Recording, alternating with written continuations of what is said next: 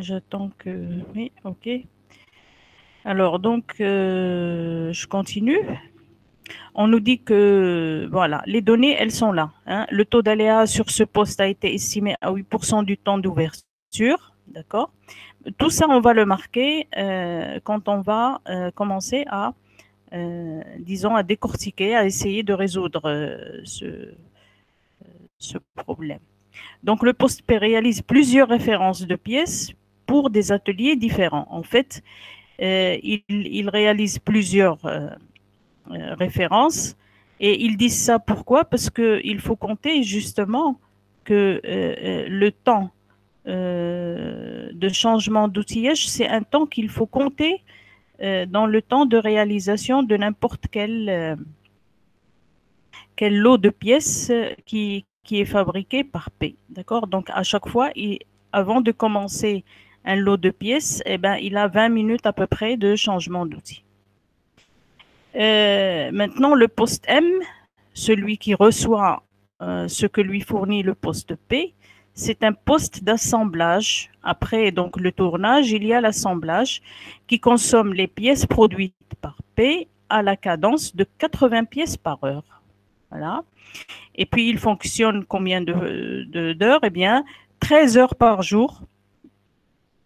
Et ça aussi en deux équipes, comme celui-ci, sauf que celui-ci travaille seulement 8. 5 jours par semaine. Donc, le travail pour les deux, c'est 5 jours par semaine. Alors, le délai d'obtention d'un convoyage pour un nombre de conteneurs compris entre 1 et 5 est de 12 minutes. D'accord? Le convoyage, c'est-à-dire les pièces qui vont partir, les bacs de pièces qui vont partir de P à M, elles prennent 12 minutes. Ce délai correspond au temps de réaction du cariste et la durée du transport. La réaction du cariste, celui qui va transporter, d'accord, qu'il reçoive l'information de transporter et donc il va rassembler tous les bacs qu'il va transporter et il va les envoyer au poste M avec, donc ça prend tout ça, ça prend le temps qu'il reçoive l'information, qu'il rassemble ce qu'il doit transporter et qu'il le transporte, ça prend 12 minutes. D'accord. Le temps de réaction du cariste et la durée du transport. Chaque Kanban est recyclé dès que le poste aval entame le conteneur.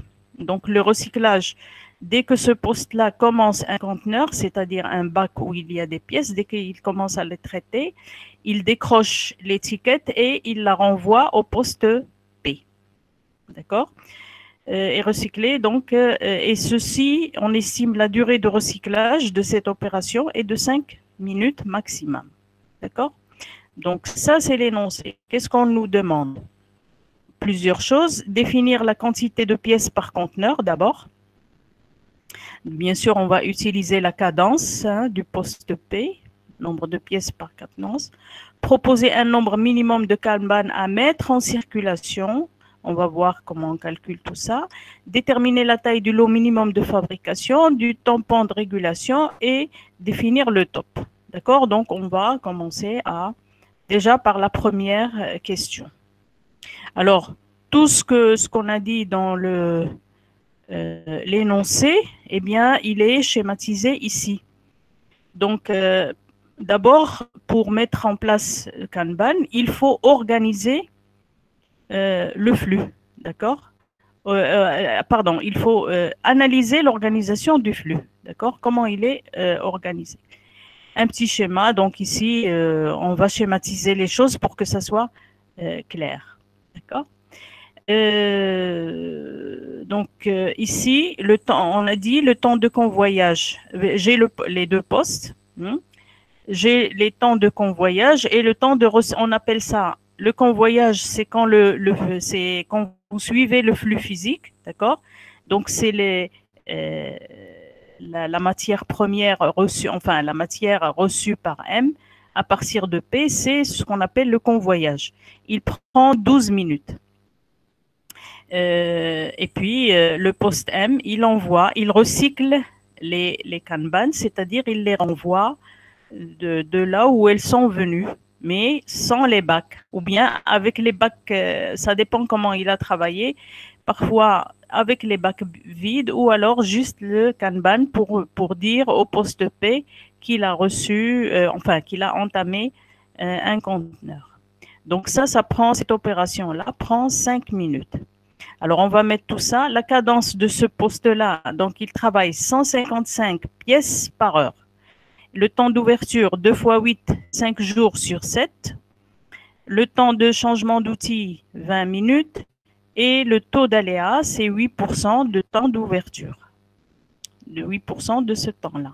D'accord? Par jour, par exemple, ça sera 8% de 2 fois 8, de 16 heures.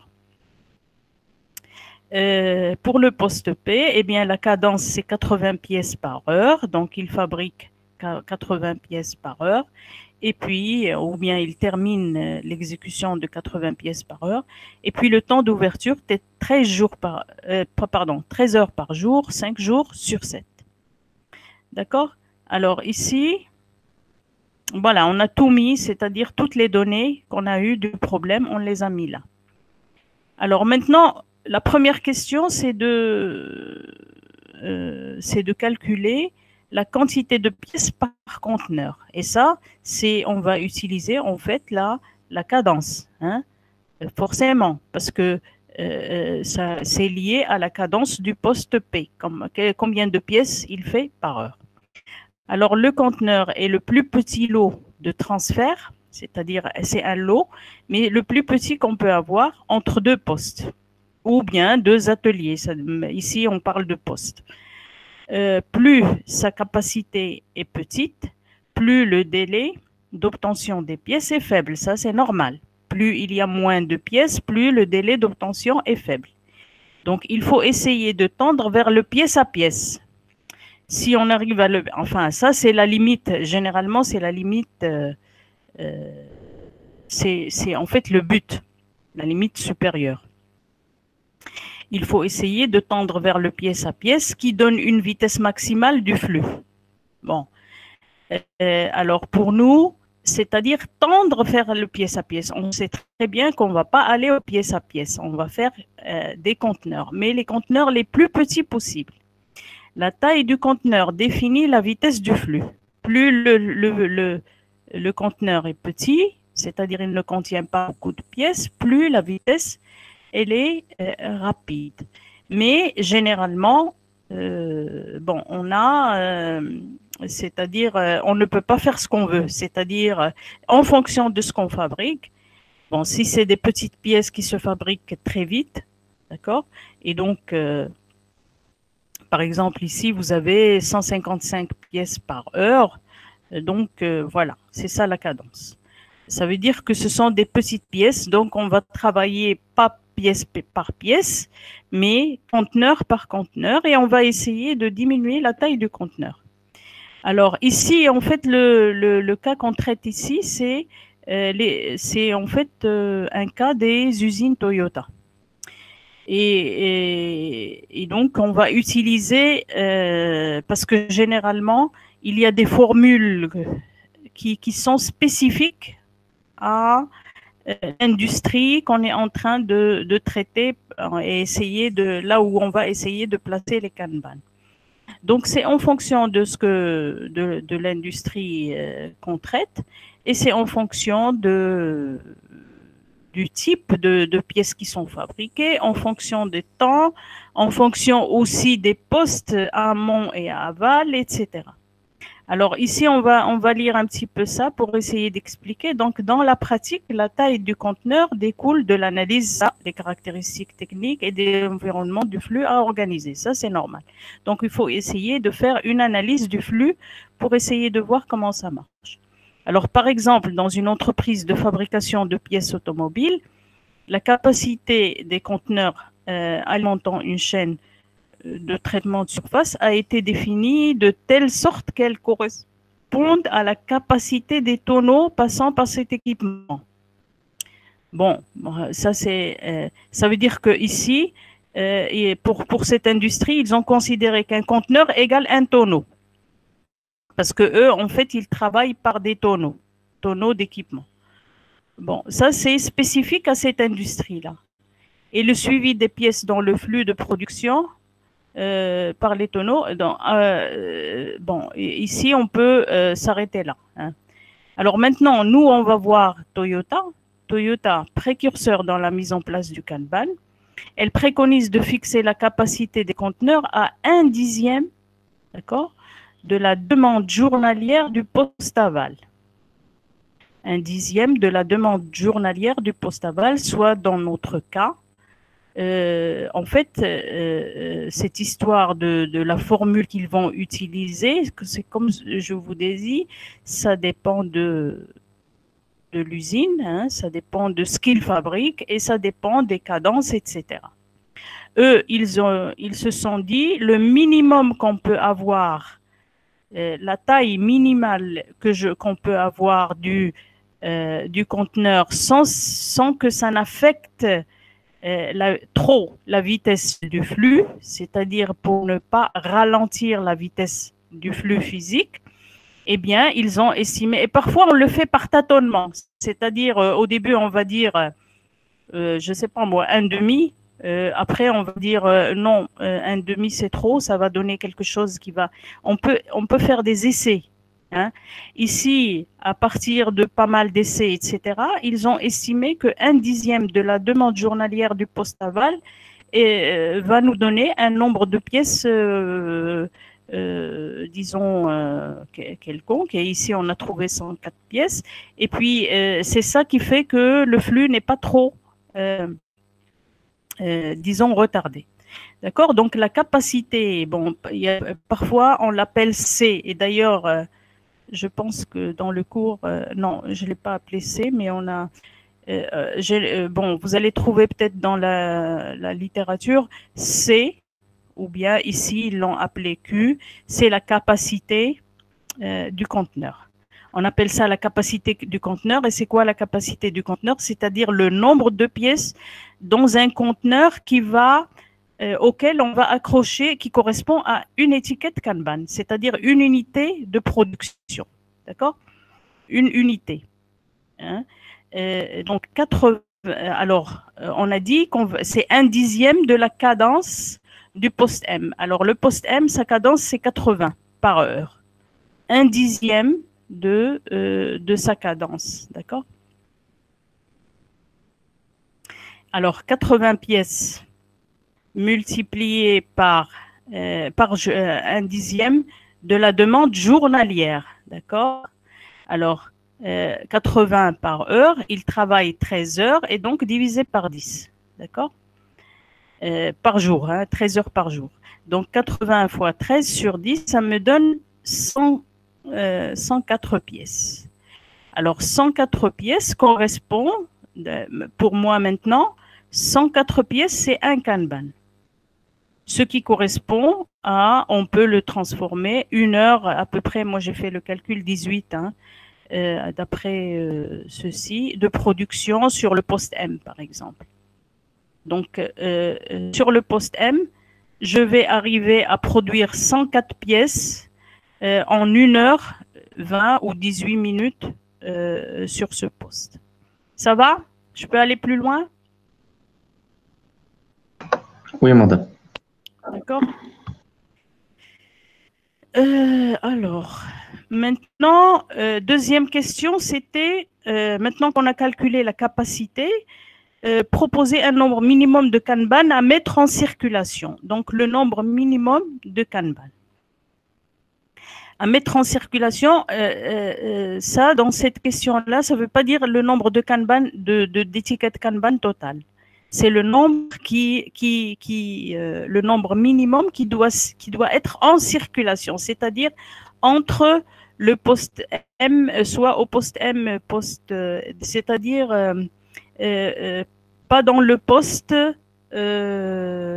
P, d'accord, et qui va être entre les deux. Alors maintenant, comment on fait ça? Alors le nombre minimum de Kanban, quand je dis Kanban, ça veut dire étiquette, hein. Le nombre minimum de Kanban à mettre en circulation, il correspond à quoi? À l'encours minimum nécessaire entre les deux postes. D'accord? Donc, l'encours, qu'est-ce que c'est que l'encours? Eh bien, c'est généralement, c'est la matière, c'est la matière physique qui est en cours de préparation. Donc, elle est entre les deux postes. Ce dernier doit permettre d'éviter, ce dernier, c'est-à-dire le nombre minimum de Kanban, il doit permettre d'éviter la rupture d'approvisionnement au poste M. D'accord? C'est quoi la rupture d'approvisionnement? Ça veut dire que s'il y a rupture d'approvisionnement, ça veut dire que le poste M ne travaille pas. Il attend que la matière qu'il va travailler arrive du poste P. Alors, il ne faut pas que ça arrive, c'est-à-dire qu'il soit en rupture. Il faut qu'il travaille de manière continue. Donc, ça veut dire qu'il faut un encours, il faut quand même un encours, hein, c'est-à-dire de la matière qui est là à attendre qu'ils viennent l'entamer, d'accord? Et donc, il ne faut pas qu'une fois qu'il a terminé un bac qu'il a fini de traiter, un bac ou un conteneur qu'il a fini de traiter, il faut que déjà il y ait un autre conteneur pour que dès qu'il a fini le premier, il entame le deuxième. D'accord? Donc, il ne faut absolument pas de rupture d'approvisionnement. C'est ce qu'on appelle l'anti-aléa minimum du flux. L'anti-aléa. D'accord? L'anti-rupture, si vous voulez, l'anti-aléa. Il est déterminé par le temps de réponse en catastrophe. D'accord? Du poste amont. Qu'est-ce que c'est que la réponse en catastrophe? Ça vient là. Si le poste M a un besoin urgent de pièces, d'accord, le temps de réponse en catastrophe du poste P est la durée minimum d'une rotation complète d'un Kanban. C'est ça le temps de réponse en catastrophe. Le temps de réponse en catastrophe, c'est-à-dire on va compter le temps que fait, par exemple, on va dire le poste M, voilà, il est en rupture de stock. Tout de suite, il donne un avis, c'est-à-dire il envoie une carte pour dire j'ai besoin de l'approvisionnement. La carte, elle prend combien de temps? Dans le schéma, on a mis 5 minutes pour arriver. Une fois qu'elle arrive, il faut le temps de réponse du poste P. Donc, ça dépend. Est-ce qu'il a usiné ou pas? Donc, le temps de réponse du poste P. Et une fois que le P il a ce qu'il faut, il va l'envoyer en 12 minutes. Et donc, il faut faire le calcul de tout ça. Donc, une rotation complète d'un Kanban, c'est ça. Le retour du Kanban vers le poste P plus le départ du Kanban avec l'unité de conditionnement vers le poste M. OK? Donc, c'est la durée minimum d'une rotation complète d'un Kanban. Rotation, c'est-à-dire aller et retour, en tenant compte des aléas possibles de ce poste-là. D'accord? Il faut tenir compte des aléas du poste M. Cette durée comprend.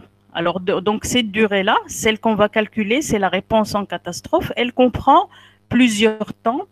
Le temps de préparation du poste P, donc il faut compter le temps de préparation du poste P. D'accord? Alors, le temps de préparation, c'est le temps de changement d'outil. Hein?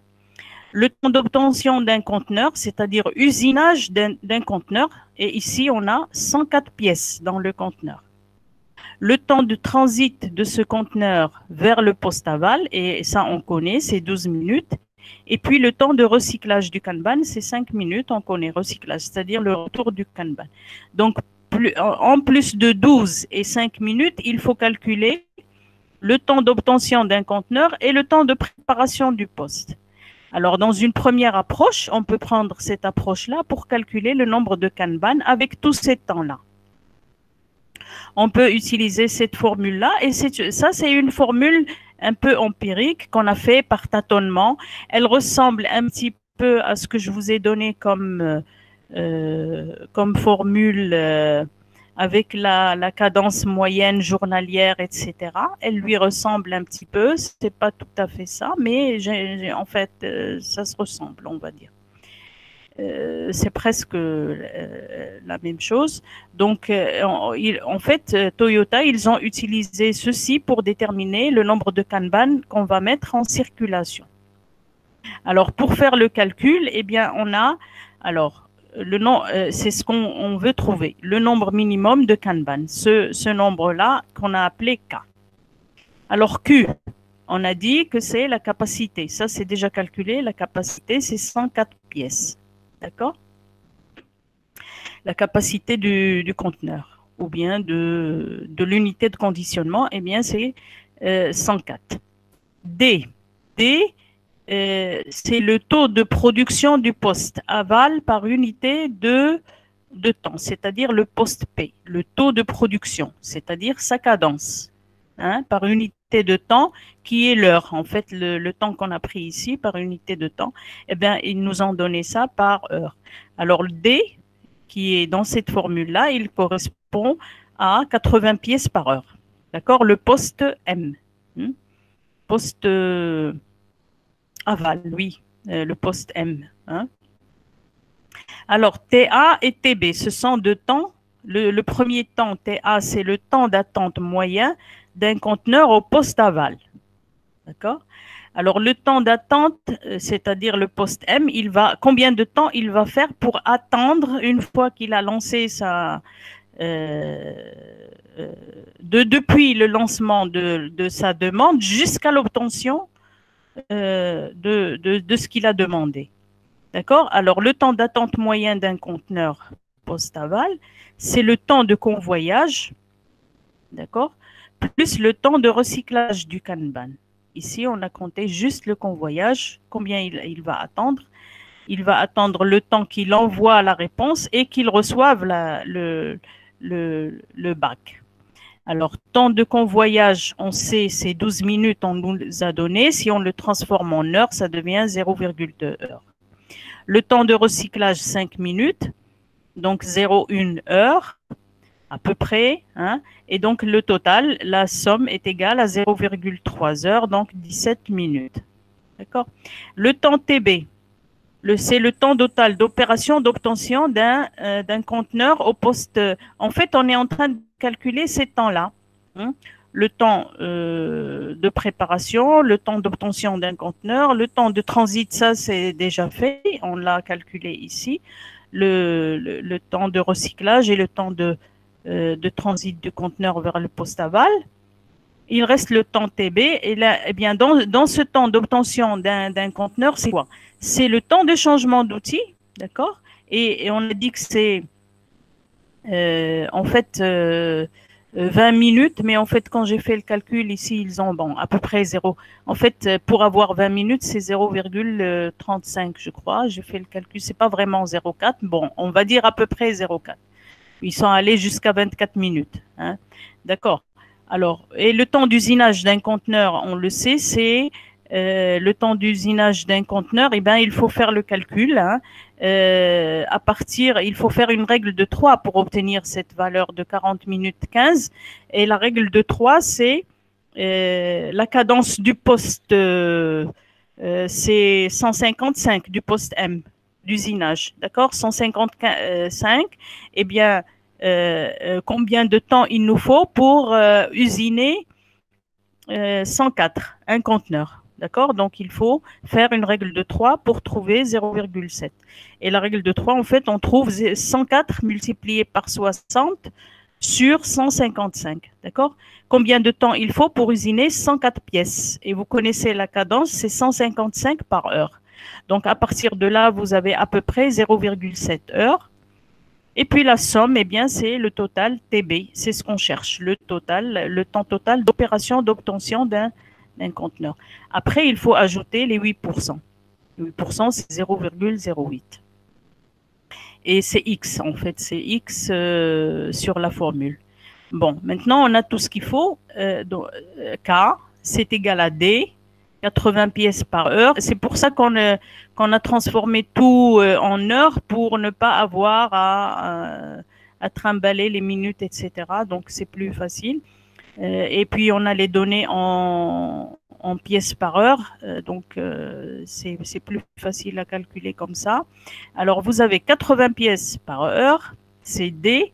Le temps 1, c'est 0,3. Le temps 2, TA 0,3, on a trouvé, TB, on a trouvé 1,1 en heure, multiplié par 1 plus X. X, ce sont les aléas, le taux d'aléa, eh bien, c'est 0,08. Et puis Q sur Q, Q étant le nombre de pièces dans un conteneur, c'est 104. Alors, quand je fais le calcul, je trouve 1,16. C'est pas 1, parce que ici, attention, je calcule le nombre d'étiquettes. Donc, je dois trouver, en fait, le nombre d'étiquettes, je dois le compter en nombre entier. Alors, si je trouve un nombre décimal, eh bien, je vais tout de suite vers le nombre entier supérieur. Hein, je ne vais pas vers l'inférieur parce que il va me manquer quelque chose parce que j'ai trouvé 1,16. Ça veut dire que je vais aller le nombre tout de suite supérieur. Alors, nous retenons donc comme en cours 2 Kanban. Si j'ai trouvé 1,16, ça veut dire que je vais prendre 2 Kanban. D'accord? Alors, est-ce que c'est bon jusque-là? Oui, madame. Oui? Ok. Bon, maintenant, le lot minimum de fabrication, et ça, là aussi, c'est une entité dont on a parlé dans le cours. Alors, ici aussi, l'estimation du lot minimum de fabrication dépend de l'entreprise et dépend de ce qu'elle fabrique, et des cadences et de ces choses-là. Donc, chaque entreprise, elle va prendre une formule avec laquelle elle va calculer le lot minimum de fabrication.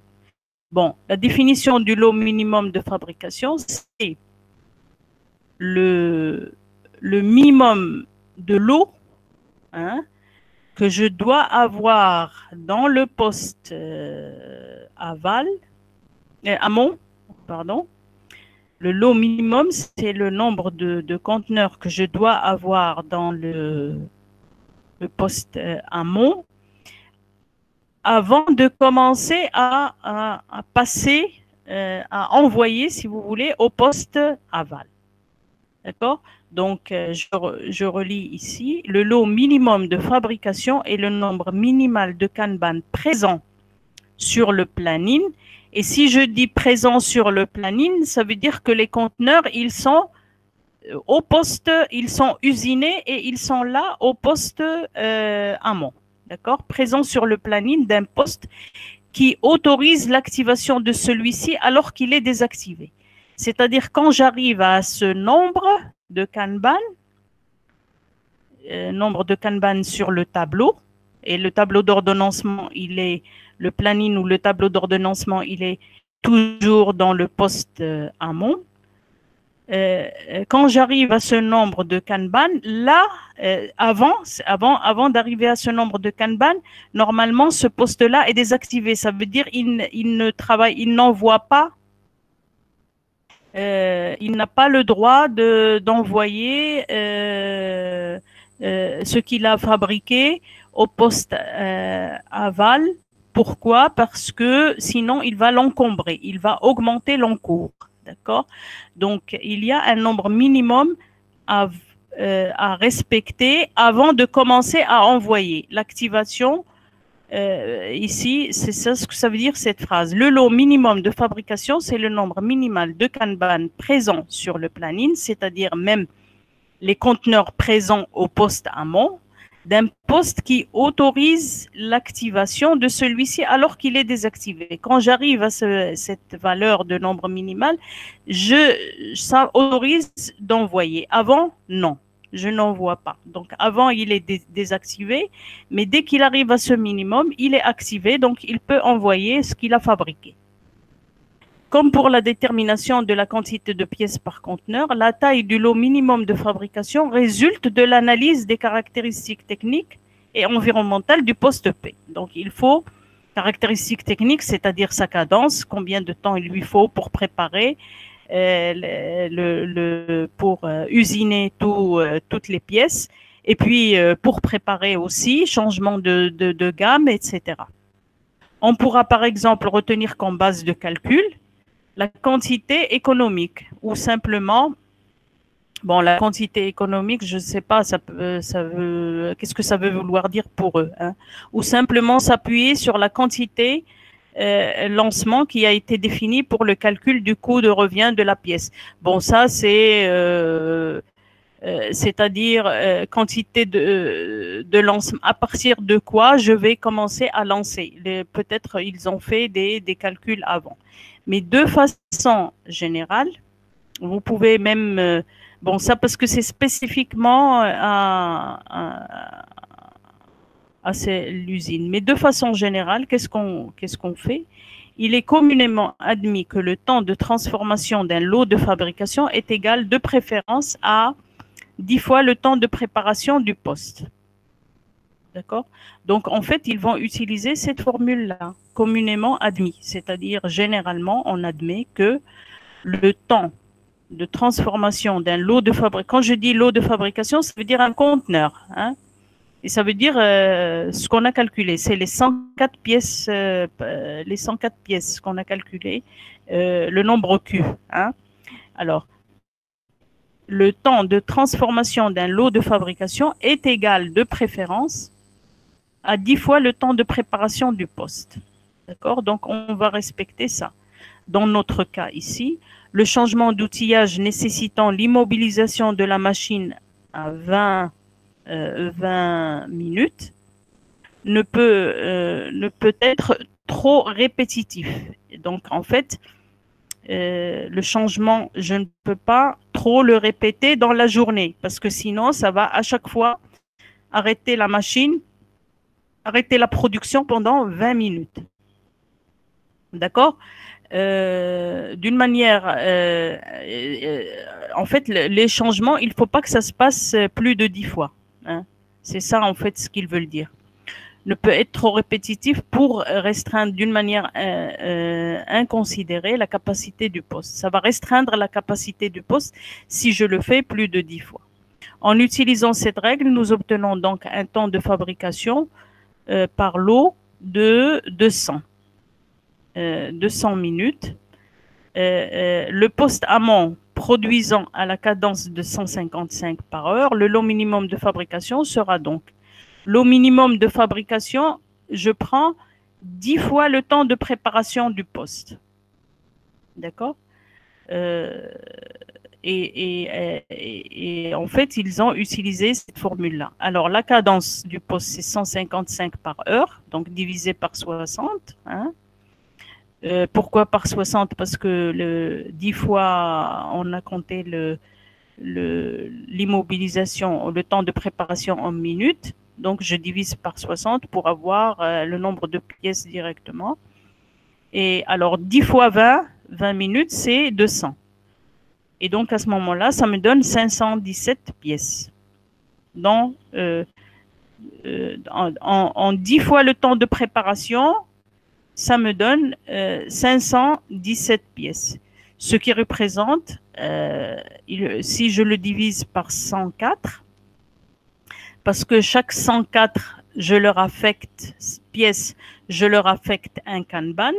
Donc, pour trouver le nombre de Kanban, il suffit de diviser par 104 pour trouver 5 conteneurs, soit 250,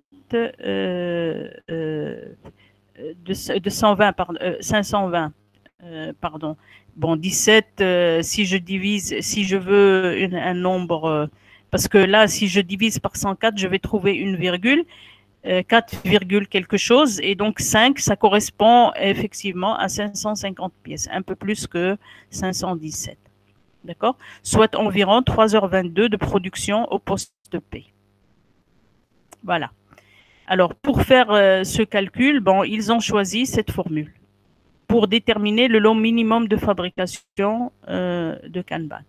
Alors, c'est quoi? On a dit le lot minimum, c'est-à-dire que dans le tableau d'ordonnancement qui est sur P, je ne peux commencer à envoyer des conteneurs au poste M que si j'arrive à 5 Kanban en bas de à partir du bas. Je compte 5 Kanban.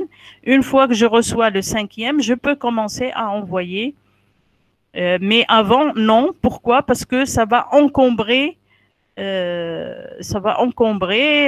poste M. Il va avoir beaucoup d'encours à côté et peut-être qu'il n'a même pas la place pour déposer ses conteneurs. Donc, il faut lui donner le temps de faire le travail et de débarrasser l'encours.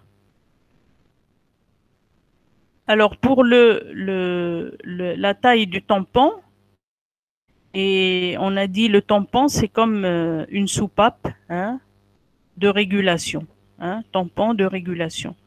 Donc, le tampon de régulation sert à donner de la souplesse au système et à limiter les demandes en catastrophe. C'est-à-dire, demande en catastrophe, et quand je dis demande en catastrophe, ça veut dire que le poste M attend et il passe une demande. Et donc, il ne faut pas qu'on arrive à ça. Et le tampon, Madame, oui? Je n'ai pas compris le passage des 520 pièces à l'heure équivalent en temps. Ah, ça c'est si vous... en fait, le calcul, on a trouvé 517, d'accord? Alors, Oui. si vous divisez par 104, vous allez trouver 4, quelque chose. Oui. OK? Et on a dit que le nombre de Kanban est entier. Non, vous ne pouvez pas avoir un Kanban et demi ou virgule quelque chose. D'accord? Oui. Donc, si je trouve 4, quelque chose, je prends 5 conteneurs. D'accord? Okay. Ça veut dire que le résultat que j'ai trouvé, c'est 5. Alors après, si vous transformez 5 conteneurs, en fait, 5 fois 104, ça vous donne 520 pièces. OK. D'accord? 5 conteneurs, ça correspond à 520 pièces. Et après, on peut le transformer avec la cadence et on trouve en fait 520 pièces sont fabriquées en 3h22 au poste P. D'accord? C'est en fait ça. C'est bon?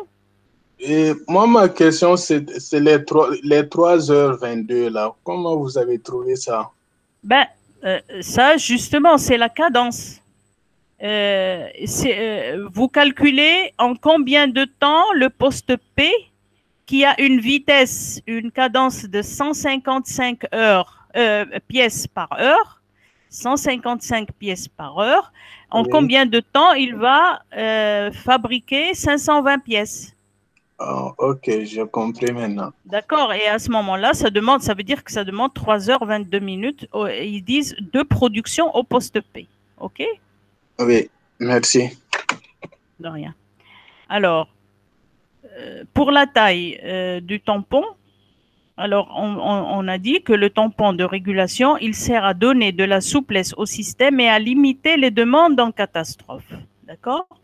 Alors, le besoin de souplesse est particulièrement nécessaire lorsque le poste amont travaille plusieurs références de pièces. Le poste amont, quand il a plusieurs références, ça veut dire qu'il s'arrête, il change de gamme, etc. Et donc, on a besoin d'un tampon de régulation pour que, en fait, le poste M puisse attendre. En même temps, c'est-à-dire, il ne va pas s'arrêter, il va, en fait, quand le poste P est en train de changer, par exemple, de gamme, donc il va perdre les 20 minutes, il faut que je m'arrange pour que pendant ce temps-là, le poste M, qui est en aval, est en train de travailler. Ça veut dire qu'il n'y a pas de perte de temps. Ça veut dire que c'est comme si les 20 minutes de préparation, de changement de gamme, se passaient en temps masqué, si on parle comme le jargon du SMED. Si le poste P, qui est le poste amont, est en train de changer la gamme, ça veut dire en arrêt, il faut que dans ce temps-là, le poste M soit en train de faire quelque chose, de travailler, d'accord? Pour qu'il n'y ait pas d'arrêt au niveau de cette petite chaîne qui est entre les deux postes. D'accord? Alors, le besoin de souplesse est particulièrement nécessaire lorsque le poste amont travaille plusieurs références. Ce qui est le cas dans notre exemple. On a dit qu'il y a des changements de gamme. Nous estimons, par exemple, le tampon nécessaire à ce moment-là à une demi-journée de production sur le poste aval. Aval, c'est-à-dire M. Hein. Une demi-journée de production sur le poste aval. Et ça veut dire, je vais faire le calcul pourquoi je le fais par rapport au poste aval. Parce que c'est ce que je viens de vous dire. Il faut que le changement de gamme au niveau du poste P se fait quand le poste M est en train de travailler pour que on n'ait pas l'impression que tout est arrêté. C'est-à-dire, je ne veux pas être dans la situation où M est en arrêt en attendant que P soit en train de changer la gamme et à ce moment-là, j'ai les deux en arrêt. D'accord? Et donc, en fait, il faut que je sois dans la situation que tout se fait et puis même l'arrêt du poste P se fait dans un temps masqué, c'est-à-dire quand M est en train de sortir des pièces, hein, de travailler et de fabriquer des pièces. Alors, et ici, donc, en fait, et ça peut se faire par tâtonnement. Ici, on a, pour eux, ils ont choisi une demi-journée de production du poste aval. Ça peut être, ça dépend des cadences, ça dépend. Donc, on peut toujours essayer et trouver que si c'est trop exagéré, diminuer, ou bien trouver que si c'est pas assez, augmenter. Alors, ici, une demi-journée, sur le poste M, ça correspond à 6h30. Parce que, qu'est-ce qu'on a dit? Le poste M, il travaille 13 heures par jour. 13 divisé par 2, ça fait 6h30. Ce qui correspond, si je veux calculer, alors bien sûr, je le calcule avec la cadence. En 6h05, 80, le poste M, il travaille 80 pièces. D'accord, par heure. Donc, 80 pièces par heure multiplié par le nombre d'heures, 6,5, et divisé par 104. Combien de pièces il fait en 6h05, divisé par 104 pour trouver le nombre de Kanban.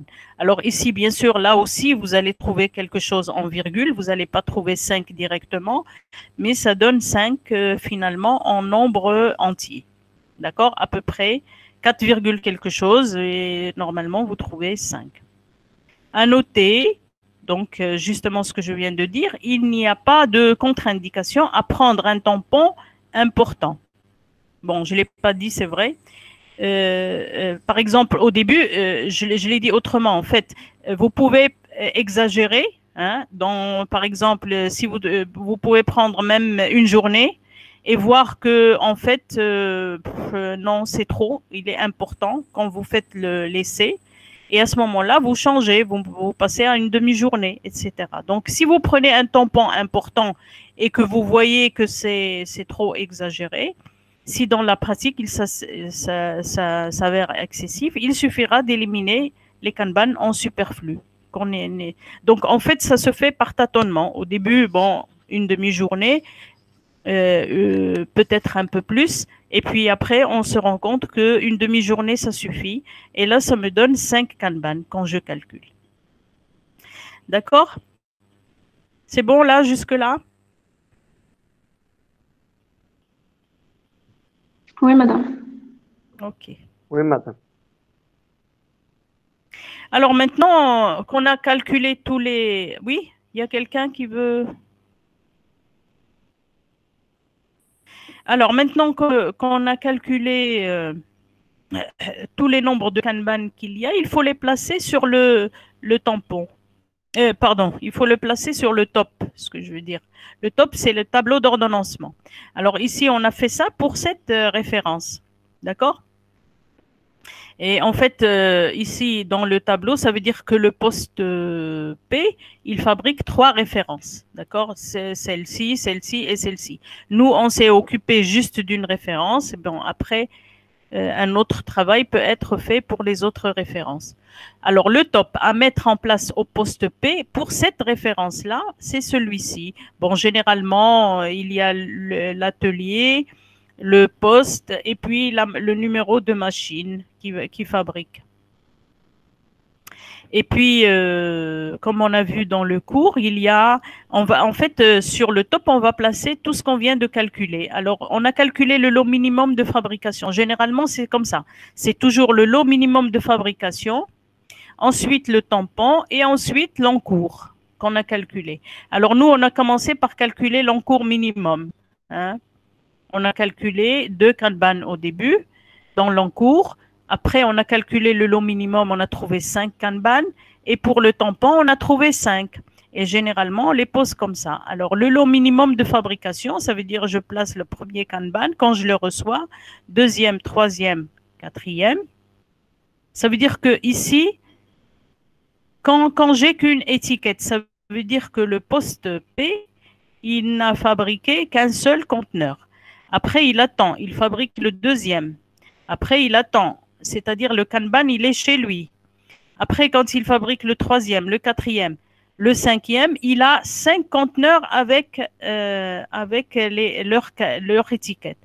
Quand il arrive à cet index, qu'on appelle l'index vert, c'est-à-dire c'est la limite du lot minimum de fabrication, quand il arrive à 5 Kanban, là, il a entamé cette zone qui est la zone de tampon. Hein. Et dans cette zone-là, eh ben, il va commencer à envoyer les conteneurs au poste M. D'accord? Et dès qu'il reçoit une étiquette, il va la mettre. Là normalement, c'est plein. La première étiquette qu'il reçoit, il la met là. La deuxième, il la met là. Et toujours, pendant qu'il met les étiquettes, il peut envoyer. Dans cette zone-là, il peut toujours envoyer les Kanban. S'il y a une seule, 2, 3 ou 4. À la cinquième, non. Attention, il ne faut pas qu'il arrive à la cinquième parce qu'une fois qu'il arrive à la cinquième, ça veut dire qu'on entame. C'est-à-dire que, en fait, je peux comprendre que le poste M est à court d'approvisionnement. Il est juste vraiment à court. Il va commencer à être à court. Hein. Quand je suis dans cette zone-là, qui est la zone rouge, et que j'ai mis en rouge dans le cours, hein, ici on l'a mise en vert, et là en jaune, et ici en rouge, ça veut dire que ça, c'est la réponse en catastrophe. Donc, l'index rouge indique qu'on a commencé à être dans la zone rouge. Et donc, le poste M commence à être en rupture d'approvisionnement. D'accord? Donc, il faut, en fait, c'est là où il faut que le poste P continue à envoyer, et il ne faut pas qu'il arrive à la limite, presque la limite. Il faut vraiment qu'il reste ici. Et puis, bon, bien sûr, s'il est là, hein, s'il a dépassé l'index rouge et il est entre l'index rouge et l'index noir, ça veut dire que ici, en fait, le poste M est en train d'attendre. Il n'a pas de conteneur à travailler. Voilà, donc c'est comme ceci que je place les index. Hein. Une fois que j'ai fait mon calcul, à partir de 5, les 5 que j'ai trouvés pour le lot minimum, eh ben, l'index se trouve à 5, vert. Tampon, l'index se trouve à 10, l'index rouge, et puis l'index noir se trouve à, puisqu'on a trouvé 2, donc l'index noir se trouve à 12. Hein? Donc, le nombre total de Kanban, c'est 12 qu'on a trouvé, si je fais la somme. Bon, ici, c'est une vue d'étiquette. Kanban, par exemple. Et l'étiquette, il y a tous, en fait, les informations. Le poste,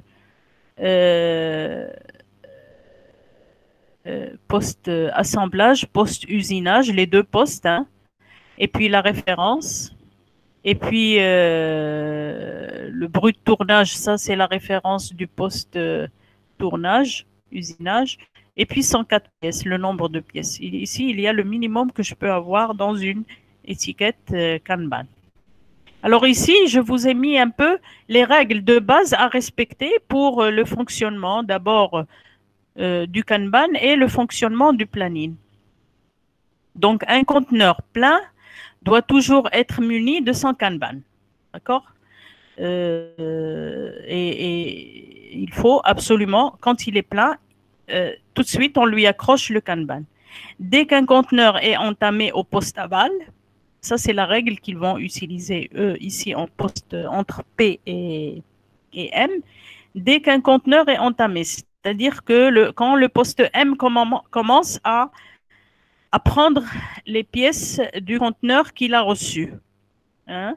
Son Kanban, il décroche le Kanban, doit être détaché et recyclé, c'est-à-dire envoyé vers le poste P, vers le planning, où se trouve le planning, le poste P, où se trouve le planning du poste amont, auquel il appartient, bien sûr, tout de suite, celui d'où il est venu, c'est-à-dire on le retourne, recyclé, ça veut dire on le retourne de là où il est venu. Chaque Kanban recyclé demeurera sur le planning. Donc, quand le poste P reçoit un Kanban, il le met tout de suite sur le planning. Et il va rester sur le planning amont, sur ce poste-là, jusqu'à la fin du remplissage du conteneur. Une fois qu'un conteneur est rempli, on lui accroche le Kanban correspondant sur lequel sera il sera fixé. D'accord? Donc, le Kanban, il sera fixé sur l'unité de conditionnement ou le bac qui circule. Alors, le planning, il fonctionne comment? Le lancement devient obligatoire lorsque la pile de Kanban, c'est-à-dire les Kanban les uns sur les autres comme ça, atteint l'index rouge, le premier index, car on risque une rupture d'approvisionnement. Pardon, l'index rouge, c'est le premier, pardon, c'est le dernier, ici. Pardon, là, hein, ici, attention, il faut vraiment commencer. Donc, il a le premier, c'est l'index vert, l'index rouge et l'index noir. Alors, le lancement devient obligatoire lorsque la pile de Kanban atteint l'index rouge. Obligatoire pour soi parce qu'on risque de faire une rupture d'approvisionnement pour le poste M. Car on risque une rupture d'approvisionnement au poste aval, M, ici. D'accord? Le lancement est autorisé. Pardon. Est-ce que vous voyez? Ça va? Oui, madame. Oui, madame. Autorisé. Merci. Alors, deuxièmement, le lancement, il est autorisé lorsque la pile de Kanban s'arrête entre les deux index, rouge et vert, c'est-à-dire quand je suis dans le tampon, hein, dans la zone de tampon. Le lancement, il est autorisé lorsque la pile de Kanban, c'est-à-dire les Kanban qui sont placés sur le top, s'arrête entre les deux index, vert, l'index, d'accord, vert qui délimite la zone du lot minimum de fabrication, et l'index rouge, là où je commence comment on appelle ça, la zone de d'encours. Hein.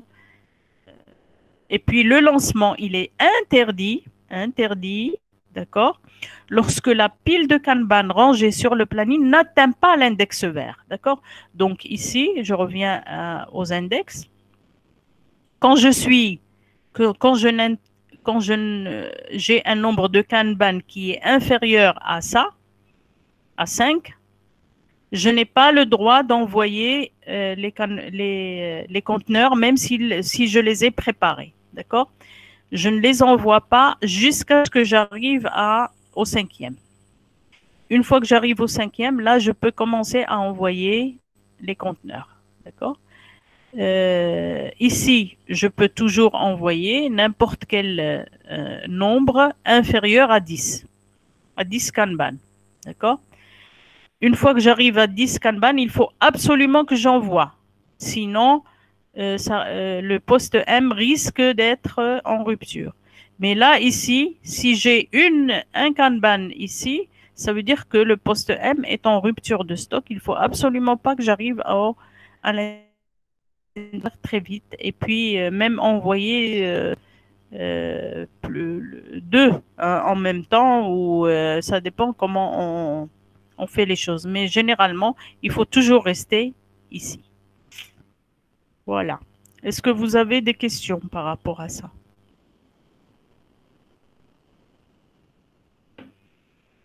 Ça va? Est-ce que vous entendez, Ben? Oui, madame. Oui, madame, c'est bon. Oui, madame. Ok, merci. C'est bon? Est-ce que c'est compris? Voilà, donc ici, bon, l'exercice là, c'était un exemple, d'accord? Le calcul, bon, ça, Toyota, j'ai pris l'exemple de Toyota parce que, bon, en fait, c'est parmi les premiers qui ont commencé à utiliser cette méthode-là. D'accord? Et puis, bon, dans la pratique, quand vous allez mettre en place le nombre de Kanban, bien sûr, vous regardez un peu comment a fait Toyota, mais là aussi, ce sont des estimations qu'on fait. Et par exemple, si vous êtes en stage et que vous allez dans une entreprise, vous allez trouver quand même qu'ils ont un petit peu réfléchi. Ils vont vous dire, tiens, on va utiliser cette formule-là, c'est celle-là qui marche. Mais à chaque fois, c'est des tâtonnements. D'accord? Les formules, elles se ressemblent à peu près. Mais par exemple, l'estimation de 1/10 de la demande journalière, etc. Bon, ça dépend de là où vous allez appliquer ce Kanban. Là aussi, la demi-journée, quand est-ce qu'on a utilisé pour le lot minimum de fabrication? Par exemple, ici, on a estimé à une demi-journée de production du poste aval. Et ça reste en fonction de là où vous allez mettre en place. Je vous ai donné juste cet exemple-là pour que vous compreniez que comment on essaie de mettre en place et puis de calculer le nombre de Kanban total qu'il faut et puis les différents nombres pour le lot, le tampon, comment il faut réfléchir en fait pour mettre en place. Mais on ne peut pas utiliser ces formules-là pour n'importe quelle, c'est-à-dire on va toujours utiliser une demi-journée ou bien ici 1/10 du temps de préparation du pot, etc. On peut s'inspirer de ça, mais le changer en fonction du cas qu'on est en train de traiter. D'accord? C'est bon? Oui, madame, c'est bon. Okay. Alors, on est arrivé juste à l'heure. Hein. Voilà, donc si vous n'avez plus de questions, alors on met les choses au point. Donc, il reste pour le groupe, pour Gémi, il reste le planning, le TD du planning à rendre, d'accord? Le TD numéro 3, et puis les deux SMED, d'accord? Voilà. Et donc la semaine, oui. Et donc la semaine prochaine, donc lundi prochain, Inch'Allah, on va faire cours. Et donc ça sera le dernier cours. Voilà. Pour le reste, donc vous continuez à travailler sur vos projets, hein, ce que vous avez, les livres que vous avez eu à travailler en quadrunome ou en 5 personnes. Et bon, je verrai bien hein, en fonction de. On essaiera de déterminer une date, mais bon, ça peut encore attendre hein, jusqu'à la fin du semestre. Quand vous aurez terminé les contrôles, etc. Et pour la date de contrôle, ben, je verrai bien aussi. Hein, je sais pas si je vais attendre la planification qu'ils vont planifier ou alors je vais vous passer le contrôle, disons, à distance. J'attends en fait de voir comment ça va se passer. Je ne sais pas. Est-ce que c'est à distance? Est-ce que on va le faire en présentiel? Moi, je préfère. Hein, si jamais on le fait en présentiel, c'est mieux. Qu'est-ce que j'ai ici? Pardon.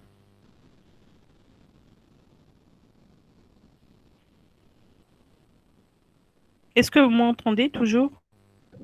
Oui, Oui, Ok. J'essaie de retrouver mon écran. C'est pour ça. Qu'est-ce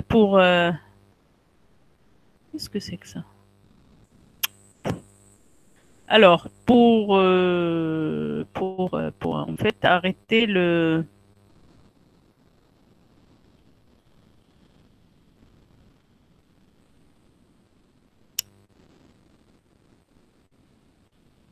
Voilà.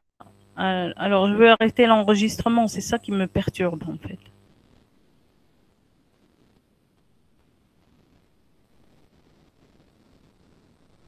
C'est bon, donc on peut arrêter?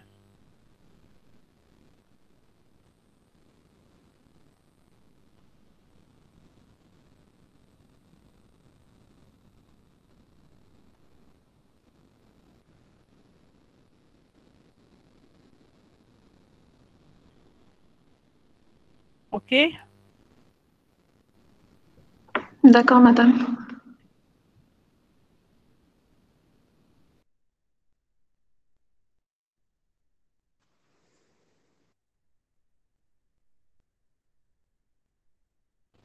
Oh là là.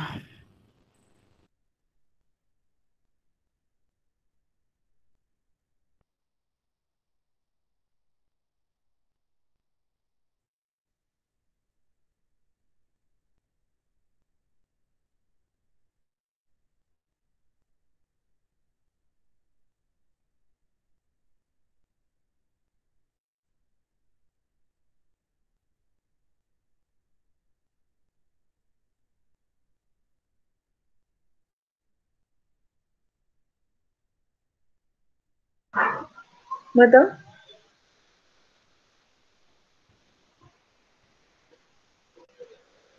Salma? Oui, madame. Comment donc arrêter l'enregistrement?